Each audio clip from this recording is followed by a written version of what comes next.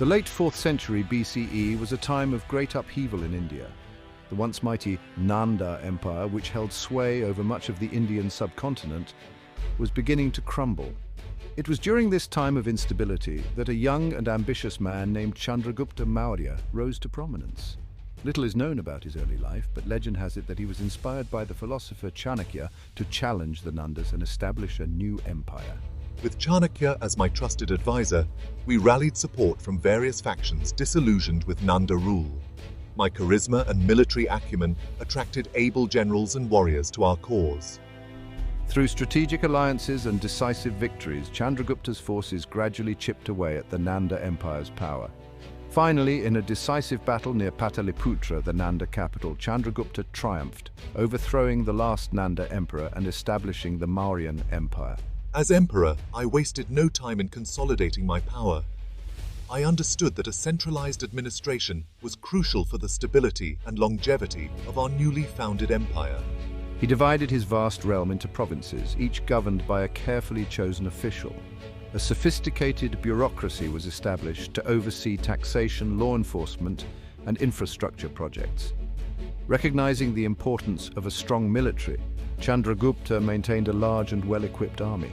This army, composed of infantry, cavalry, and even war elephants, not only defended the empire's borders, but also played a crucial role in further expansion. Chandragupta's reign marked the beginning of a new era in Indian history, one characterized by centralized rule and ambitious expansion.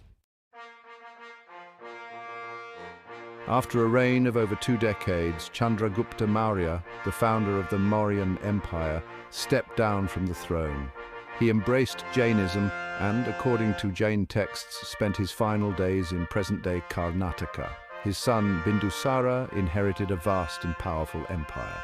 While not as much is known about me as my father or son, my reign was a period of continued expansion and consolidation for the Mauryan Empire.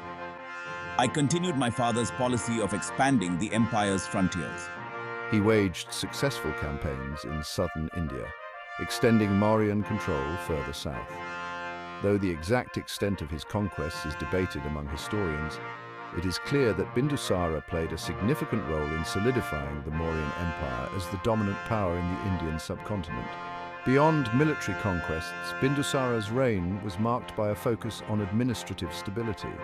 He maintained the centralized bureaucracy established by his father, ensuring the efficient functioning of the empire.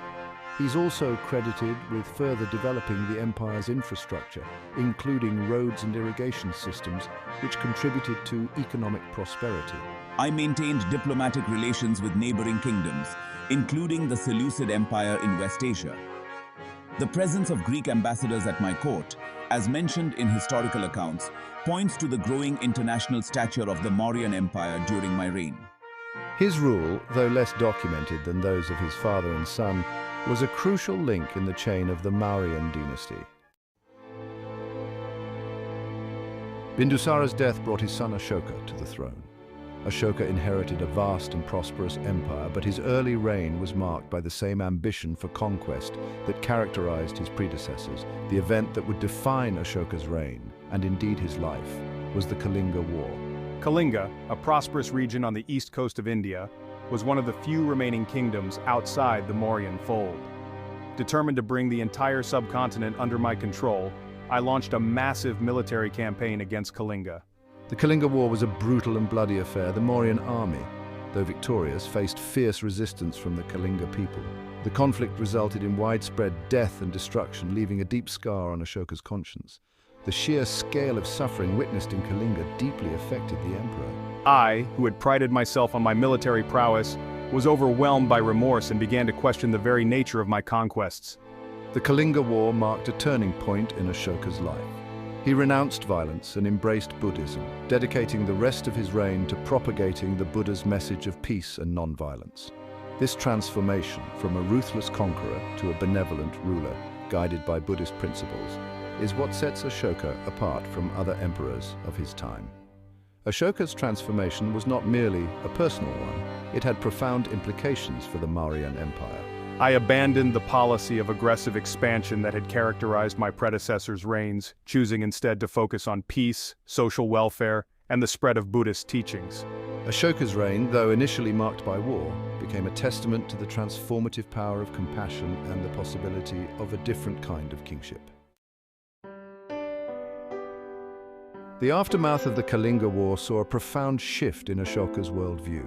He fully embraced Buddhism, but his interpretation of Buddhist teachings went beyond personal salvation. He saw in Buddhism a practical philosophy that could guide his rule and bring peace and prosperity to his vast empire. My concept of Dharma, often translated as righteous conduct or duty, became the guiding principle of my reign. It was not limited to any particular religion, but encompassed a universal set of moral principles. It emphasized non-violence, tolerance, compassion, and respect for all living beings. I believed that a ruler's duty was not just to conquer and expand, but to ensure the well-being and happiness of his subjects. Ashoka's transformation was evident in his policies and actions. He renounced war as an instrument of state policy, famously stating that he valued victory by Dharma more than any military conquest. He replaced the traditional displays of imperial might with acts of public service and social welfare. I established hospitals for both humans and animals, and invested in infrastructure projects like roads and irrigation canals to improve the lives of my people. Ashoka's commitment to non-violence did not mean neglecting the empire's security. He maintained a strong army, but its role shifted from aggressive expansion to maintaining peace and order within the empire and protecting trade routes. Ashoka's reign demonstrated that true strength lay not in military power, but in moral authority and righteous conduct. Central to Ashoka's reign was his fervent patronage of Buddhism. He considered it his duty to spread the Buddha's message of peace and compassion far and wide. Ashoka's efforts to disseminate Buddhist teachings were as innovative as they were extensive. I employed various methods, ranging from grand gestures to subtle changes in governance, to ensure the reach of the Dharma. One of the most enduring legacies of Ashoka's reign is the numerous pillars and rock edicts he commissioned throughout his empire. These edicts, inscribed on pillars and rock faces, proclaimed his commitment to Dharma and urged his subjects to live virtuous lives. They touched upon diverse aspects of governance, social ethics, and religious tolerance. I sent emissaries to neighboring kingdoms, carrying the message of Buddhism beyond the borders of the Mauryan Empire. My envoys traveled as far as Sri Lanka, where they successfully converted the local king to Buddhism. This event marked the beginning of Buddhism's flourishing presence on the island nation, which continues to this day. Moreover, Ashoka actively supported the Buddhist monastic order, the Sangha. He provided them with land and resources, enabling them to establish monasteries and spread Buddhist teachings among the populace. Ashoka's patronage provided a significant impetus to the growth and influence of Buddhism, both within the Mauryan Empire and beyond. Ashoka's reign was not just marked by his personal transformation and religious zeal, but also by a tangible legacy of public works and administrative initiatives. His edicts, inscribed on pillars and rock surfaces across the empire, stand as enduring testaments to his vision of governance and his commitment to the welfare of his subjects. Scattered across present-day India, Nepal, Pakistan, and Afghanistan, these edicts offer invaluable insights into Ashoka's reign. They address a wide range of topics, from promoting non-violence and religious tolerance to outlining his policies on social welfare, taxation, and even forest conservation. The very act of inscribing these edicts in various regional languages reflects Ashoka's desire to communicate directly with his people. Beyond the edicts, Ashoka embarked on an ambitious program of public works. He understood that infrastructure played a vital role in the prosperity and well-being of his empire. He commissioned the construction of roads, connecting remote parts of the empire and facilitating trade and communication. Rest houses were built along these roads to provide comfort and shelter to travelers. Irrigation canals and wells were constructed to improve agricultural productivity and ensure a steady supply of water. These public works projects not only improved the lives of his subjects, but also served a strategic purpose by enhancing the empire's economic and agricultural output. Ashoka's reign stands as a testament to the fact that true greatness lies not just in military might, but in a ruler's dedication to the welfare of their people. While Ashoka's reign marked the zenith of the Mauryan Empire, it also witnessed the emergence of challenges that would eventually contribute to its decline. Ashoka's emphasis on non-violence, while noble, had implications for the empire's military strength. The army, though still large, was no longer engaged in regular warfare, which may have led to a gradual decline in its effectiveness. Ashoka's vast empire, stretching from Afghanistan in the west to Bangladesh in the east, posed significant administrative challenges. Maintaining control and communication over such a vast and diverse territory required a highly efficient bureaucracy, and cracks may have begun to appear in the Mauryan administrative machinery in the latter part of Ashoka's reign. Furthermore, Ashoka's generous patronage of Buddhism, while commendable, put a strain on the imperial treasury. The construction of monasteries, support for monks and funding for missionary activities, though driven by noble intentions, might have diverted resources from other essential functions of the state. The very nature of Ashoka's Dharma, based on moral persuasion and ethical conduct, relied heavily on the emperor's personal influence and commitment. Maintaining this ethical framework over the long term, especially without a ruler of Ashoka's stature, would prove to be a formidable challenge for future Mauryan emperors. Section 8. Fragmentation and Weakness, the post-Ashoka period. Following Ashoka's death, the Mauryan Empire, which had seemed invincible under his rule, gradually began to decline. The successors of Ashoka lacked his charisma and political acumen, and the centrifugal forces that had been held in check during his reign began to reassert themselves.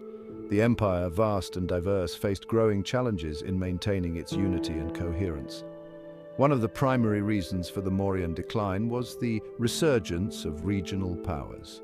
Ashoka's successors were unable to command the same authority as him, and local rulers, sensing weakness at the center, started asserting their independence.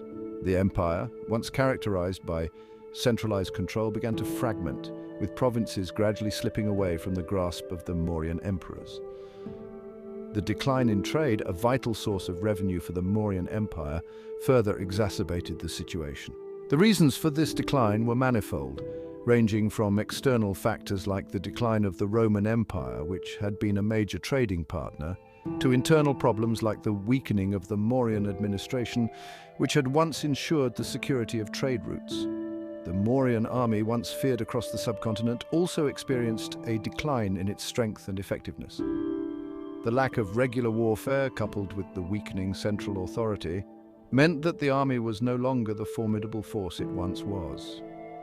This decline in military power made it difficult for the later Mauryan rulers to suppress rebellions and defend the empire's borders. Section 9. The last Mauryan emperor, the fall of Brihadratha. The final chapter of the Mauryan Empire, unfolded during the reign of Brihadratha, considered the last emperor of the dynasty.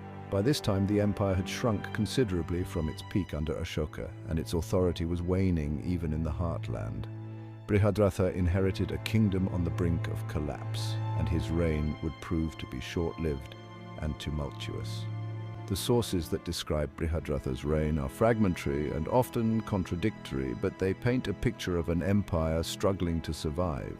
Internal strife and external threats had weakened the Mauryan state, making it vulnerable to ambitious rivals who sought to carve out their own kingdoms from its ruins. My reign was marred by constant challenges, both from within and outside the empire. The once great Mauryan state was now a shadow of its former self, struggling to maintain its integrity.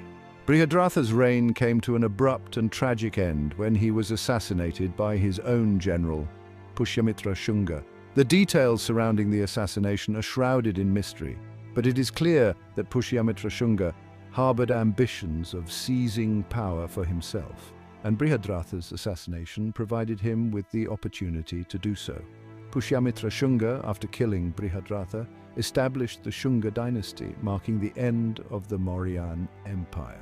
The Shungas, though originating from within the Mauryan administrative structure, represented a departure from the Mauryan legacy, particularly in their patronage of Brahmanism and their stance on Buddhism, which they did not actively promote.